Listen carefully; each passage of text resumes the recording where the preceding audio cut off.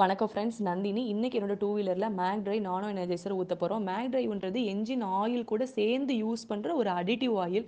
இந்த additive oil use பண்றதுனால வண்டியோட மைலேஜ் 15% அதிகரிக்கும். வண்டியிலேருந்து வெளில வர புகை குறையிறதுனால அப் டு 70% பொல்யூஷன் குறையும். வண்டியிலேருந்து வெளில வர சவுண்டு வைப்ரேஷன் குறையிறதுனால வண்டி நல்லா ஸ்மூத்தா இருக்கும். வண்டியோட ஃப்ரிக்ஷன் குறையிறதுனால என்ஜின் லைஃப் நல்லாயிருக்கும். என்ஜினோட தேய்மானம் குறையும். மேக் ட்ரை ஊத்துறதுக்கு முன்னாடி வண்டிய 10லேருந்து 15 நிமிஷம் என்ஜின வந்து ஆன்ல வச்சிருக்கணும். மேக் ட்ரை பாக்கெட்ட நல்லா 50 முறை ஷேக் பண்ணணும். ஃபுல் பாக்கெட்டையும் ஒரே டைம்ல ஊத்திரணும். இப்பதான் என்ஜின் ஆயில் மாத்த போறோம்னா சேர்ந்து ஊத்திக்கலாம். நம்ம ஏற்கனவே மாத்திட்டதுனால இப்ப மேக் ட்ரை மட்டும் ஊத்துறோம். மேக் ட்ரை ஊத்தி முடிச்சதுக்கு அப்புறமா வண்டிய 20 நிமிஷம் வண்டியோட என்ஜின் ஆன்ல இருக்கணும். இல்லைன்னா 30 கிலோமீட்டர் டிரைவ் பண்ணணும்.